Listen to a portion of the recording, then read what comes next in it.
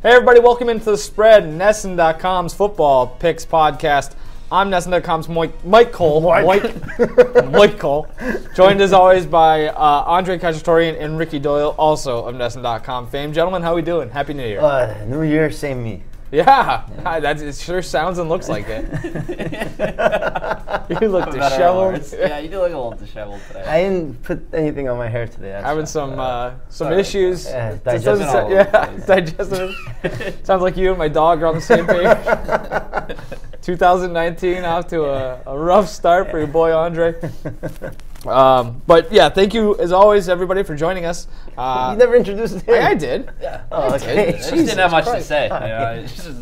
I'm dealing with a serious chair issue over there. My equilibrium's a little You're off. dealing with one kind of stool issue. He's got another stool issue over here. We're firing on all cylinders here in the new year. Clearly. But yeah, thanks for joining us, whether you're watching on YouTube, listening on the ride home, maybe listening on the treadmill at work, or at the gym. I don't know why you'd have a treadmill at work. This is The Spread, as mentioned, brought to you by NESN.com. It's like one of those stand-up desks. Standing desk. Yeah. Get a little thing, get a little hamster wheel going. That's what Bill Belichick does. He checks out his, does the game film and makes notes on the treadmill. That's awesome.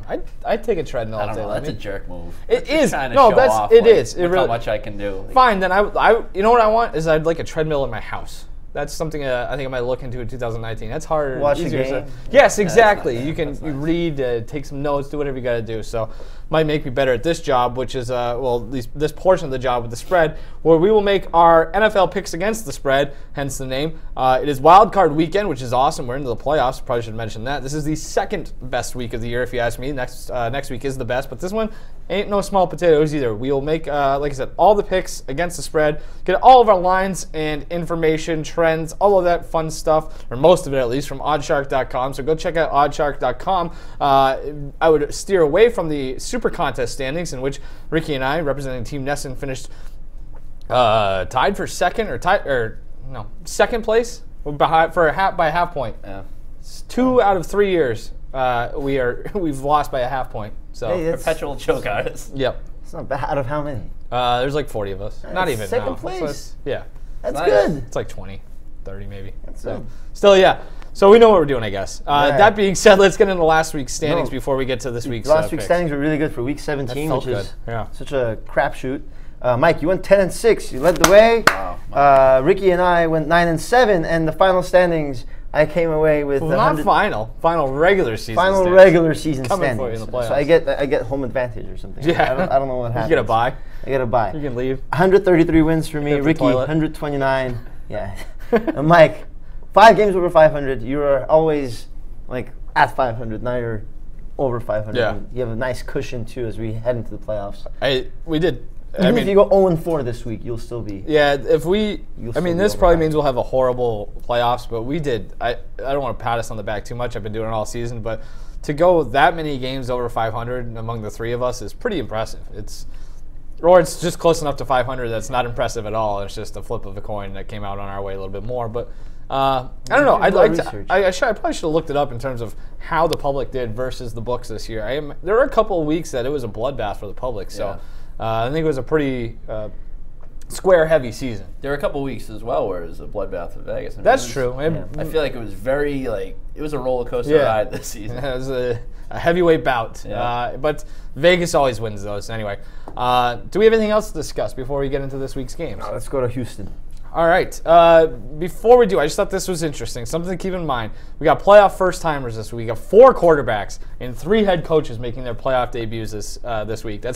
That seems like a high number, maybe not. I guess in the wild card you get a little bit more variance, but it's something to keep in mind. I think it'll come up a little bit more as the rest of the show goes on. Let's start Saturday afternoon in Houston, Texas, where the Texans host the Indianapolis Colts in a rematch of not one but 2 AFC South matchups. In Week 4 at Indianapolis, Houston won in overtime. Then in Week 14, Indianapolis returned the favor at Houston, so the road team wins both games in the season series by a combined 6 points. Texans 1.5 point spread, 1.5 point favorites at home against the Colts. Andre, who do you have in this one? I'm going to take the Texans in this one. They're at home. I'm looking at the turnover battles in this one. Andrew Luck is a great quarterback. I really like him, but let's not forget, this guy threw 15 interceptions this season. He makes a lot of mistakes. And, you know, that's 15 interceptions. That's basically 1 interception per game. You can basically guarantee he's going to throw or turn the ball over once a game. And that's not good in the playoffs, especially when you're going up against a guy like Deshaun Watson, who hasn't thrown a pick in his last 6 games, despite being sacked 29 times in that span. He's getting pressured, but he's not making mistakes. And I wonder how many of those sacks are just him taking off and running and getting sacked. Sacked 62 times this year? 62 times. That's unbelievable. And I wonder how many of those are him running and being tackled behind the line of scrimmage.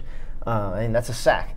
But, you know, regardless, the guy's pressured and still makes plays. Last 10 games, 17 touchdowns, 2 picks. I'm going with the fact that Watson's not going to make as many mistakes as Luck, and the fact that the Texans actually have the best rush defense when it comes to yards allowed per carry. So I don't think the Colts are going to get a running game going, and Luck is going to throw the ball a lot. When you throw the ball a lot, any quarterback, you're going to make more mistakes, especially against the Texans, who have 29 takeaways this year, 4th in the NFL, plus 13 turnover differential, which is the 2nd best. Yeah, the Colts are pretty lucky that the Titans didn't have a quarterback in that. Who was it, Kerry Collins? Week 17. It might as well have been. Because they did their damnedest to give that game away. Titans just couldn't capitalize.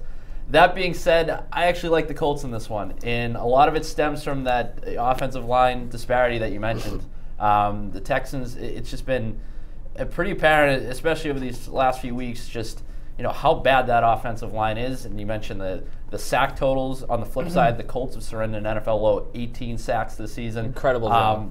But I also look at the run blocking. I think the Texans, their run blocking hasn't been great either. You look last in run blocking per Pro Football Focus, 27th according to Football Outsiders. So really, no matter how you slice it, that offensive line is not very good. And I know you mentioned the fact that the Texans have a good run defense, #1 in the NFL. I still think the Colts might be able to run the football, though, because on the flip side, like I said, they've had a good offensive line in terms of pass protection, but they've also had a good offensive line in terms of running the football. So I do think they'll be able to get that going, which will open things up downfield for Andrew Luck. He's just got to take care of the football, though, like you mentioned. Yeah. That's huge. Absolutely huge. I also I will take the Colts points. Indy's been just so good lately. 6-3-1 against the spread. The last 4 against Houston. And I'm with Ricky. A lot of this comes down to the battle of the trenches for me. Indianapolis, we've mentioned it many times this season, they did a great job in terms of retooling that offensive line, especially with how quickly they did. Chris Ballard, people have made fun of him for the rivalry is on thing. He had a hell of a draft. They nailed it out of the park with the guard out of Notre Dame. Also, I think the linebacker they took in the 2nd round was like one of the draft experts, like highest rated rookies the entire season. Darius Leonard? Darius Leonard, yeah. Led the NFL in tackles, most for a rookie since Luke Kuechly. Right. So hell of a job with that draft. But I dug into some Pro Football Focus numbers, as we are wont to do on the show. I thought this was interesting. A lot of it comes to Indianapolis did a great job protecting Luck. Houston, as you guys both mentioned, not so much. Deshaun Watson was pressured on 281 dropbacks this season. I don't know what that is per game, but it's a lot. It's clearly more than 10. It seems like it's approaching 20, so it's right around 15, I would say. Anyway, it's 21 more than the next. That Week 17 game against Jacksonville, you got the snot kicked out of him. Right. It's 6 sacks, 12 hits. That's 21 more than the next closest quarterback, so at least 1 per game more than the next closest quarterback, who was Cousins. Watson was also pressured an NFL high 44.7% of his dropbacks. That's almost half of his dropbacks. To put that in perspective, Andrew Luck pressured on just 29.5%. That was 25th out of 30 qualified quarterbacks. I also think maybe there's a little bit of struggle for Deshaun Watson here, just in terms of making his playoff debut. It's not an easy thing to do. As I mentioned, a lot of first-timers this week. He's one of them.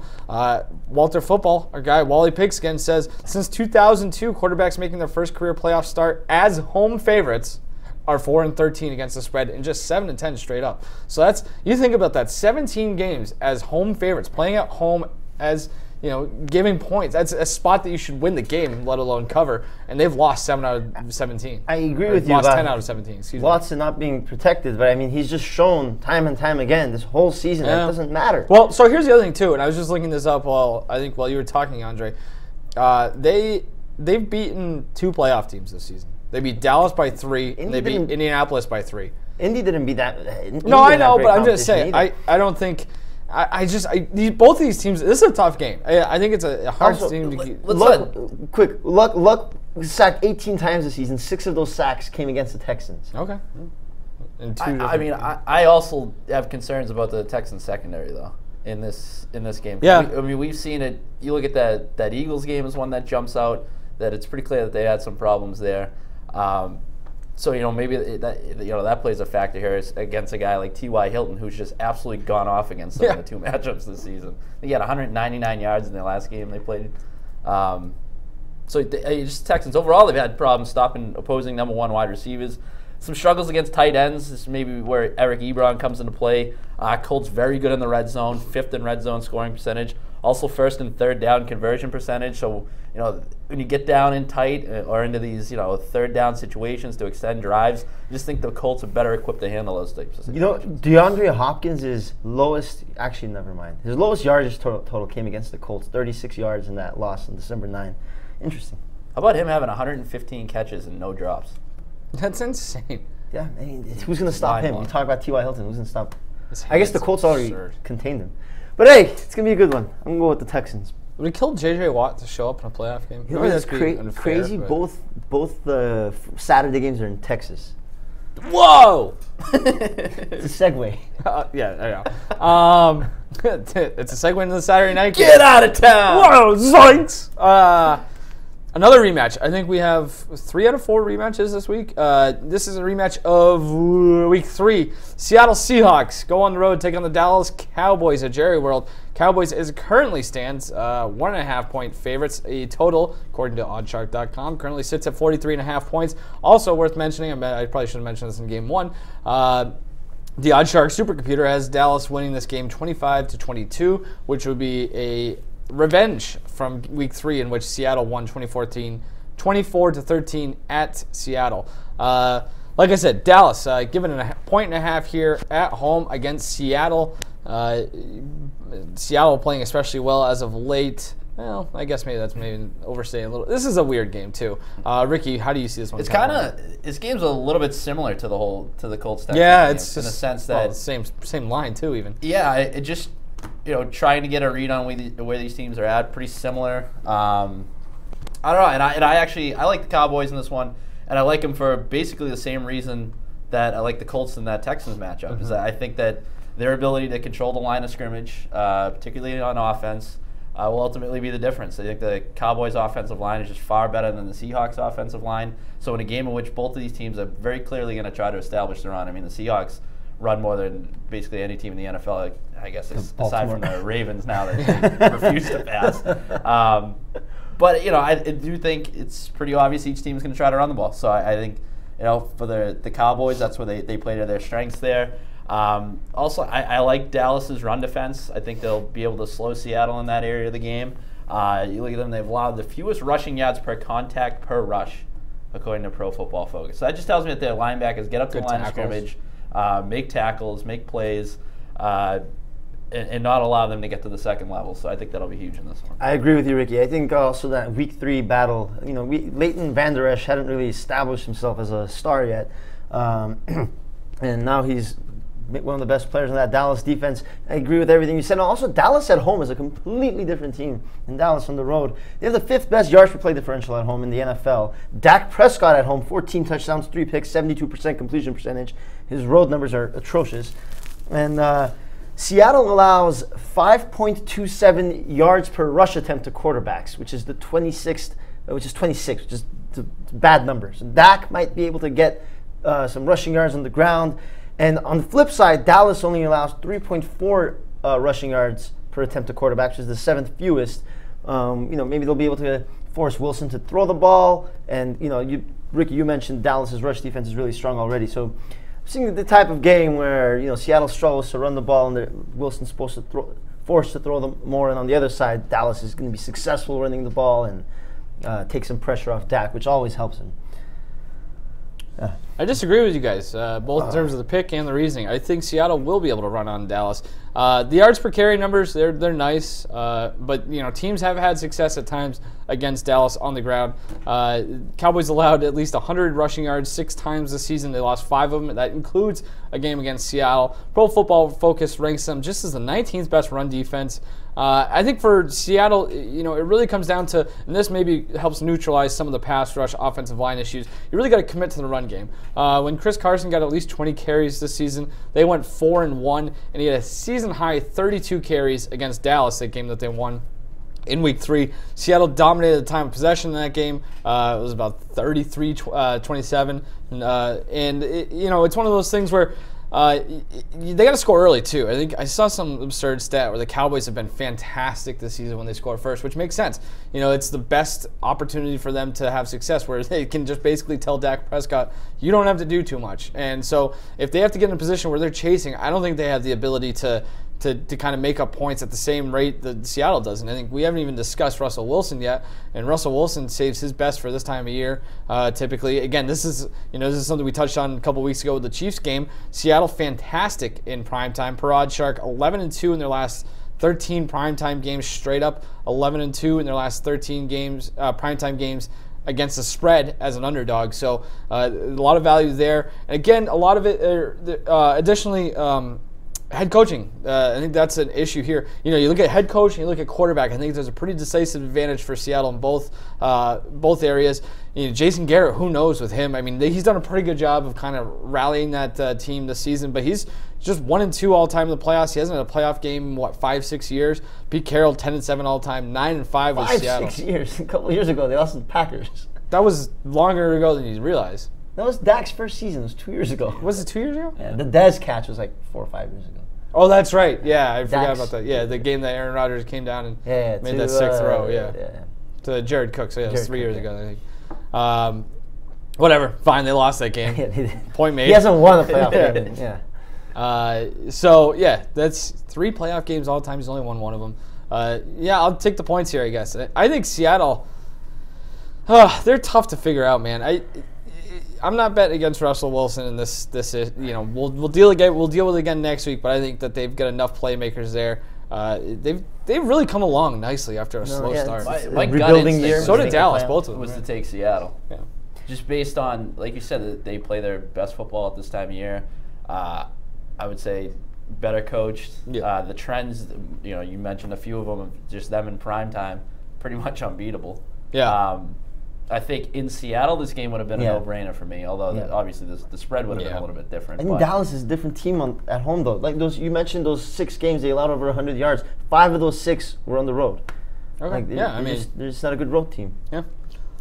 We'll see. Like I said, I think a lot of it comes down to maybe there's an opportunity for live betting there, where if you want to kind of jump on one of those teams, whoever scores first, because I think that's really that's obviously important anytime, any game, any time of the season. I think it's even more important this weekend.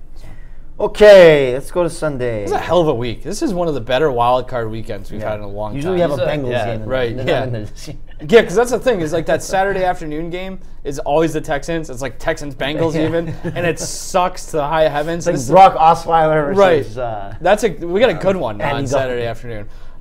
Sunday afternoon, we also have another good one, sticking in the AFC. It's a rematch of just, a couple weeks ago, 3 weeks ago.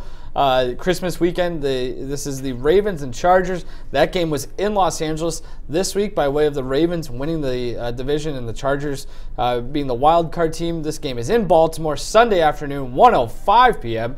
The Ravens, who won that Week 16 game by 12 in Los Angeles, come home as 3-point favorites. If you had told me, let's go back 6-7 weeks. So we're gonna have a playoff game in Baltimore where the Ravens are favored by 3 points over the Chargers, I would have told you you're smoking crack. Maybe you were smoking crack, but the fact remains that this is a 3-point spread favor the Ravens. Andre, who do you like? I think this is a no-brainer. You go with the Chargers. You're getting 3 points. There's 70% of the bets coming in on the Chargers right now. Everybody's all over the Chargers. Yeah, I'm just saying. I know, was just pointing it out. It's ridiculous. They keep being undervalued, and that's good for people like us because then we take advantage of it. Look, they're a great road team. You look at that first game. The Chargers don't have a home advantage. They're not a home advantage team. 7-1 on the road though. And we talk about Lamar Jackson, how successful he's been running the ball. His opponents, Bengals, in terms of rush defense, rushing yards allowed per carry. Bengals, 21st. Oakland, 20th. Atlanta, 28th. Kansas City, 31st. Tampa Bay, 23rd. Cleveland, 22nd. The best team he faced in terms of rush defense were the Chargers, who were tied for 11th. He's going up against them again. How many yards do you have against the Chargers? I think it was 39. Yeah, was it? Yeah. Thank you for looking that up for me. I appreciate that. You're a good man. He actually threw the ball pretty well in that game. He did, but you know I'll what? get into that. There's more film on this guy now. Yeah. Second time around. If the Chargers lose twice to a rookie quarterback in 3 weeks, they don't belong in the playoffs because they have to have film on this guy now. They have to figure him out. It's the NFL. They're going to figure this guy out. And all these what's the unique offenses that come into the NFL, like the Dolphins did it with like the Wildcat 10 years ago, and then the Tim Tebow offense. This is not a unique offense. This is just a. I mean, it's different though. I know. It's not like it's different. Basically running the option. Exactly. So they figure this out in this week, and I think the Chargers run away with this one. Phillip Rivers on the road. They beat some good road opponents this year, like the Steelers and the Chiefs. They're going to be fine. The Chargers played a terrible game in that matchup. It was bad. And they still had the ball with a chance to win. I agree, yeah. At the end of that game. So and that obviously fumble, yeah. The fumble by Antonio Gates. The Ravens came away from that game with 3 field goals, a 68-yard touchdown to a tight end, and the fumble return for a touchdown. The score obviously not indicative of how close that game was. I agree with you, Andre. I like the Chargers in this one. I don't think they'll play as poorly this time around, specifically Phillip Rivers. I don't think that he'll cough up the ball quite like he did. But on the other side, Lamar Jackson, he will turn the ball over. He's fumbled 12 times this season, including at least once in his last 8 games. He's lost 7 of them overall. You get to the playoffs in a situation like this where you mentioned they got more film on this guy. It's a weird offense to begin with. If he puts the ball on the ground, they're going to be in some trouble. I like the Chargers. I also will take the Chargers, but I don't feel good about it. I don't feel good about the amount of money coming in on the Chargers. And I also, it's one of those things too. There's a few things working against the Chargers that I will get into here first, out of the interest of fairness, and try to give the audience a little bit more information. Okay, so I thought this is fascinating from OddsShark since 2002. Okay, hang with me here. Pacific and Mountain time zones teams. Playing in 1 p.m. playoff contest. So this game's at 1. So this sucks for the Chargers. Again, a team that was awesome all year now has to go on the road in the wild card round and play a 1 o'clock game that's going to feel like 10 o'clock for them. All right, so since 2002, teams coming from the Mountain Time or Pacific Time Zone have been outscored 202 to 56 in the first half of 1 p.m. playoff games. So if you're looking to make a little money, maybe you jump on the Ravens in the first half. It'd probably be like what, a 1.5 favorite, maybe a point, whatever. But yeah, so that's something that kind of scares me. Also, John Harbaugh, or Jesus Harbaugh. John Harbaugh, nobody's been better at covering the spread in the playoffs since he was hired in 2008. 11-4 against the spread in the playoffs since then. That's 73.3% of the time they've covered. And in every season that the Ravens have made the playoffs under Harbaugh, they've won at least 1 game. And I think that probably changes this year. Because I'm with a lot of what you guys both said. You kind of look at that game. That game was not nearly as lopsided as the final score might indicate. I think it was a little bit fluky. And you just kind of look at and I know that Baltimore's been a better team since Lamar Jackson took over as quarterback, but you just what is your mind's eye, or what do you see when you look at these two teams? Like, who's the better? Like, the Chargers are the better team, right? Like, I don't even think it's impress close. Me in the least. Right. And their defense, I mean, you're coming off a game in which they gave up 24 points to Cleveland. Right. So, I mean, there's precedent there. This isn't as good as their defense has been, as good as it grades out in a lot of areas. I still don't look at this Ravens defense and think of it as in the same, same breath as and that's Super Bowl winning defense. That's why I kind of discount some of those, the Harbaugh numbers, where it's just, it's not as impressive because I don't think this is the same team. Clearly, it's not the same team. What if Lamar Jackson struggles in the first half, turns the ball over? And I was actually thinking about that. Yeah. Like, there's also props in terms of, like, over under on amount of players who throw a pass for one team, and it's like set at like a 1.5. So maybe you look at the Ravens if you really like the Chargers here too. So you look at that game, the Week 16 game. Baltimore's 4 scoring drives. Their average starting field position was their own 47-yard line. They got that pick on the first play or whatever it was. They started at the 48. They started their next drive at the 48. So it's 2 drives they started midfield. They scored that touchdown late, as you guys mentioned, which was on a kind of a fluky fumble return for a touchdown.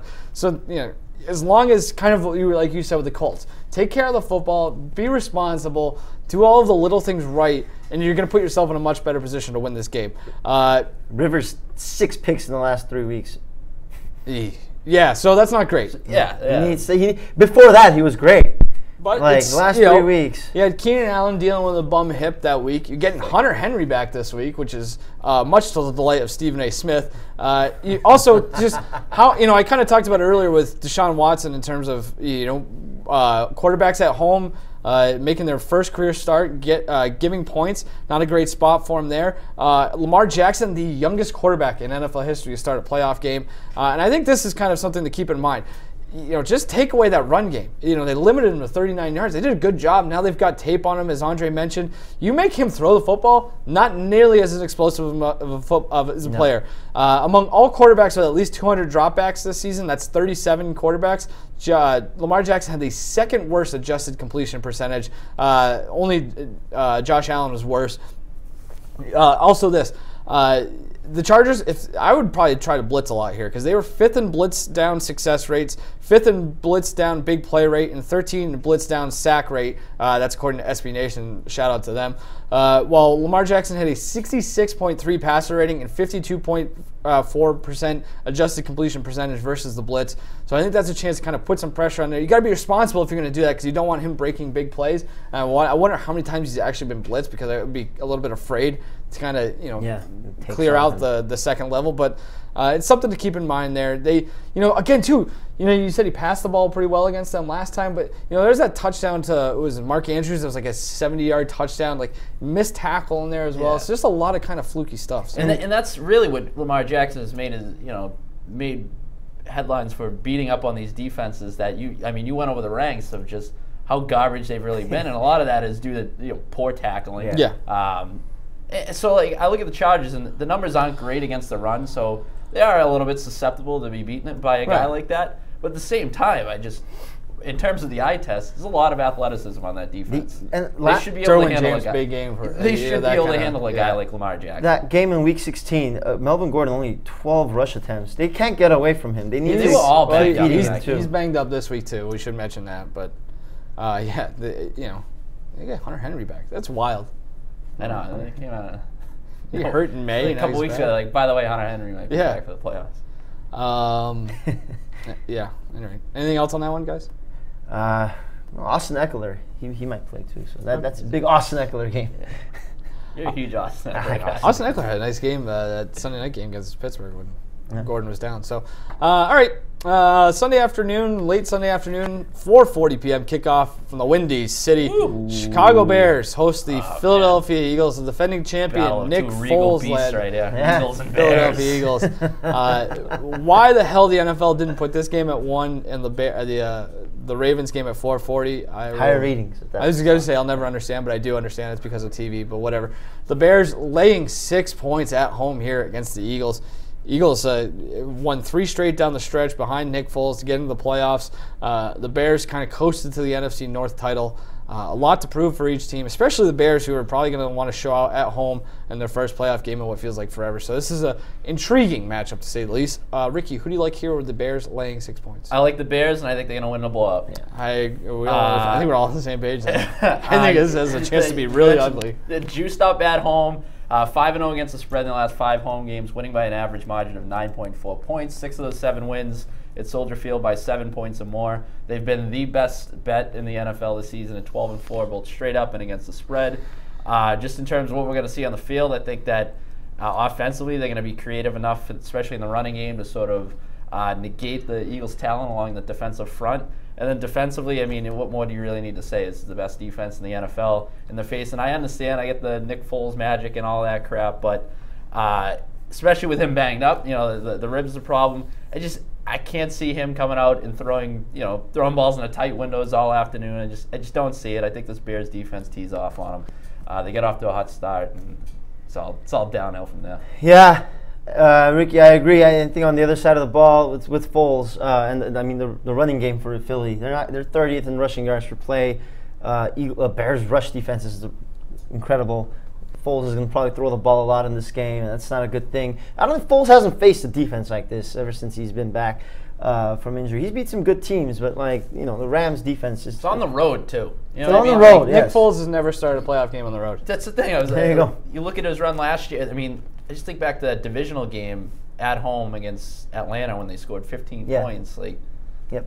that goes as a win in Nick Foles' column, but that's not the same as going on the road in Chicago. He did play out of his mind against Minnesota. Yeah. But that game was also That was also a sackless performance. Yeah, by the Vikings. Vikings should have even been in that game. They had Saints all the beat them. momentum in the world early on in that game. Yeah, I kind of discount that as well. Bears have won 9 of their last 10. Their only loss was with a backup quarterback. And their biggest loss all year, and going forward, this I think is an important stat, especially if the Bears are on the road against the Saints or the Rams. The biggest loss all year was only 7 points. So if there's a big spread in there, you might want to take the Bears down the road. I mean, I don't have much else to say about this game. I don't want to keep discrediting Nick Foles too, but this 5-1 stretch to finish the season, it's 2 wins versus the Redskins, who are starting a guy from the American United Alliance of Football, whatever the hell it's called. One of them against the Giants, and you had the Rams, who were just about as sloppy as they were all season, and then that weird back and forth game with the Texans. So it's just, I don't know, it's just some strange crap going on there. Yeah, I'm with you guys. Not a whole lot to add. There was something I was going to add and I already forget.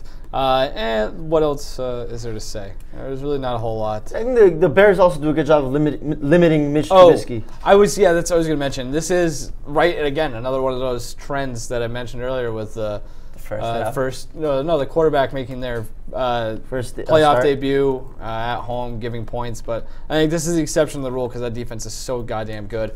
I think they probably do enough, whether it's scheming up on offense or maybe even getting a score on defense, where they kind of take it out of Mitch Trubisky's hand. That's a little to keep you to give you a little concern, I guess. But again, the defense is so good. They've beaten teams that are better than the Eagles at home this year. They gave the Patriots a game. We saw what they did to Aaron Rodgers a couple of weeks ago. It's just, Ricky mentioned shut down the Rams. Yeah, right. Yep, good point. 6 of their 7 wins at home by 7 points or more. First in net yards per play at home. So they're a formidable team at Soldier Field. Be a little bit different next week if they win and go on the road. But for this week at least, I do think that this is a pretty big win for the Bears. So Oddchalk threw this out there. You might want to look at a little action in the first half. That's a good point. Bears first in opponent first half points per game at 6, and the Eagles are 27th in first half points per game. So this could be a situation where, like you said, that defense comes out flying, maybe forces a turnover, maybe puts a score on the board themselves. So Joe Ostrowski's been banging that drum all year. For the last several weeks, and having much success with it. Yes, I would imagine. Yeah. Yeah. That was fun. That was fun. We should have. We mixed in some props and things like that as well. It should be a good weekend. Like I said, this is as good. I mean, man, I don't want to get too far ahead of ourselves too, but you get some potential Chargers Patriots. Yeah, it is. Next weekend could be pretty fun too. I mean, Kansas City. If Indy's able to go into Houston and win that game, got shootout written all over it. I mean, Seattle, no matter where they go, is interesting. You might have Chargers Chiefs next week too. Just 2 best teams in football going. That would be the worst case. Every single team. I actually almost picked that because I think that's what's going to happen because it helps the Patriots and they always seem to. Patriots will host the Texans and beat them again. The Chargers will knock off the Chiefs, so then the Patriots get the AFC Championship at home against the Chiefs or the Chargers. That would be great. I think Chargers can do that on the road. They can pull off. What are you going to say? Sorry. Patriots Colts. The rivalry is back. That's what. Yeah. Well, that's impossible actually. No, I'm saying the AFC Championship. Yeah, that would be a classic. That would be a classic. Patriots. They get it, the home field advantage in the AFC Championship. They hit the Texans against the Colts, who will probably have a banged up Andrew Luck. They somehow tweak his hamstring. It'd be like 41-7 all over again. They would obliterate them too. That Indy. I don't think you're going to see much of an issue this week. I don't think that Indy defense is very good yet, especially against the pass. So I don't think Houston's going to be able to take advantage of it. But if they win this week and they go play Kansas City next week, hold on to your butts if you're the Colts. I'd be shocked if we have a Patriots Colts AFC Championship. But we are getting extremely ahead of ourselves. This is. I mean, I should have looked it up, but like I said, I think this is the best wild card weekend we've had in years. None of these teams are pushovers. No. You know what I mean? Like. Maybe each Philly, one of these teams, but there's kind of that. They're the defending champs, right? And they're a team that everybody thought was dead last year too. So, And then, fine, by 5 o'clock on Sunday afternoon, if that game sucks, then I can, Last year, let's not forget, we had Buffalo and Jacksonville. Yes, exactly. The worst playoff game in the history of football. So that's a great point. Year before we had lived up to the billing. Yeah. Year before, the expectations are very low going into that. Year before we had Oakland and Houston, and don't forget Derek Carr was injured in that game. Yeah, didn't there's a Matt McGloin. There's a TJ Yates sighting somewhere in the Year before that, we had Pittsburgh, Cincinnati, and Kansas City, Houston. That Pittsburgh-Cincinnati game, that was a great game. AFC North football. All right, so yeah, it'll be fun. Hey. Anyway, thanks for joining us. If you made it this far, leave your picks in the comments. Maybe you can do better than us. The Eagles fans will the Eagles really fans, enjoy this. They're going to be pissed. Whatever. I think I just signed David Robertson. Yeah, that's a good point, yeah. Bryce Harper soon. Yeah, there you go. All right. Well, there's our weekly baseball talk on the spread. We will be back again next week to make even more picks in the greatest week of football of the entire season. Until then, enjoy the games this weekend. Leave your picks below and join us again next week. Thanks for stopping in and toodles. Hey.